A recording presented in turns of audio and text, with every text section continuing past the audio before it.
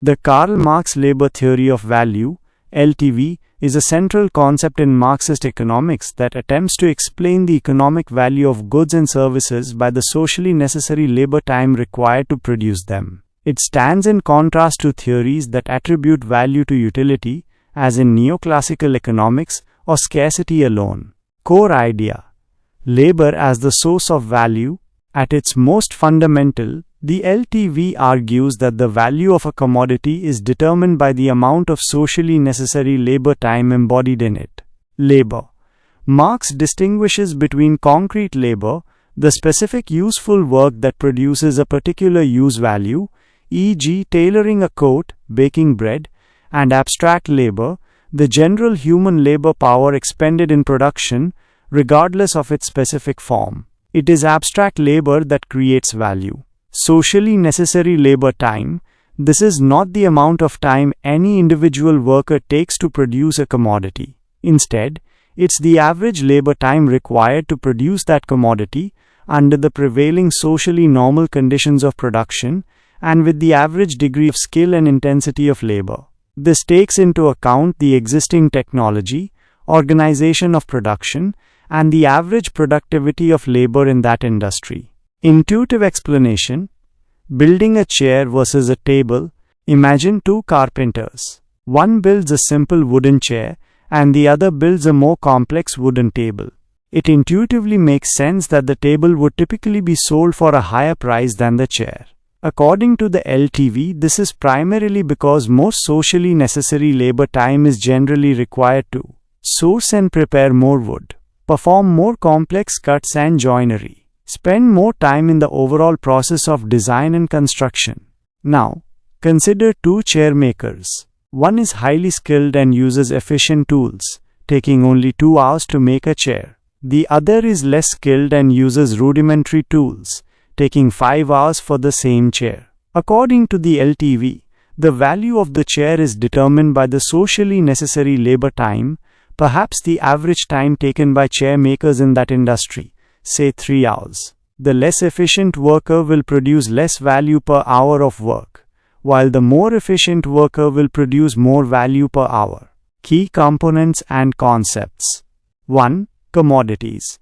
For Marx, value is primarily discussed in the context of commodities, goods or services produced for exchange in a market. 2. Use value versus exchange value. Use value: the utility or usefulness of a commodity, its ability to satisfy a human want. This is a precondition for a commodity to have exchange value, but does not determine its magnitude. A loaf of bread has the use value of providing nourishment. Exchange value: the quantitative relation in which one commodity exchanges for another, e.g., one loaf of bread might exchange for 2 apples. The LTV seeks to explain the underlying basis of this exchange ratio. 3. Constant capital. C. The value of the means of production, raw materials, machinery, tools, used in the production process. Marx argues that constant capital transfers its existing value to the new commodity, but does not create new value. Think of the wood used to make the chair. Its value is preserved in the chair. 4. Variable capital. V. The value of the labor power, the worker's capacity to work, purchased by the capitalist, represented by wages. Unlike constant capital, labor power, when put to work, can create new value. The worker's labor adds value to the raw materials. 5. Surplus value. S. The difference between the value created by the worker's labor and the value of their labor power, their wages. This surplus value is appropriated by the capitalist as profit. Marx sees this as the source of capitalist accumulation and exploitation. 6. Rate of surplus value, S/V. The ratio of surplus value to variable capital, representing the degree of exploitation of labor. 7. Organic composition of capital, C/V. The ratio of constant capital to variable capital, reflecting the capital intensity of the production process. Industries with more machinery and fewer workers have a higher organic composition of capital. 8. Prices of production. In a capitalist economy, competition tends to equalize the rate of profit across different industries. As a result, the actual prices at which commodities are sold, prices of production, may deviate from their values, determined by labor time. Marx discusses how values are transformed into prices of production in Volume 3 of Capital. This transformation involves a redistribution of surplus value, so that industries with higher organic compositions of capital can achieve the average rate of profit. Intuitive explanation of surplus value: the worker's extra effort. Imagine a worker in a textile factory. They work for 8 hours a day. In the first few hours, say 4 hours, their labor creates enough value to equal the value of their wages, the variable capital, V, that the capitalist paid them for the day. The remaining hours they work, the other 4 hours, generate surplus value, S, for the capitalist. This is unpaid labor time. The worker is producing value beyond the value they receive in wages. This surplus value becomes the source of the capitalist's profit, rent, and interest. Criticisms and limitations of the LTV. The labor theory of value has been a subject of much debate and criticism, particularly from neoclassical economists. Difficulty in measuring labor value. Accurately measuring the socially necessary labor time can be challenging in practice, especially for complex goods with intricate production processes and indirect labor inputs. The role of demand and utility. Critics argue that the LTV neglects the role of demand and consumer preferences, utility, in determining value.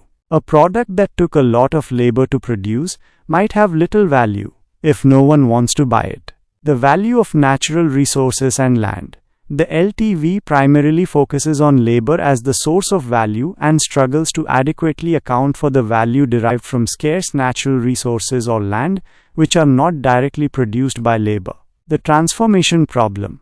The process by which values are transformed into prices of production is complex and has been a subject of ongoing debate and different interpretations within Marxist economics. Circular reasoning. Some argue that defining socially necessary labor time implicitly relies on existing market prices and values, leading to a circular argument. Enduring significance. Despite its criticisms, the labor theory of value remains a crucial concept for understanding Marxist economics and its critique of capitalism. It provides a framework for analyzing exploitation. By highlighting the concept of surplus value, the LTV offers an explanation of how capitalists extract profit from the unpaid labor of workers. Understanding capital accumulation. The reinvestment of surplus value is seen as the driving force behind the expansion of capital. Critiquing commodity fetishism.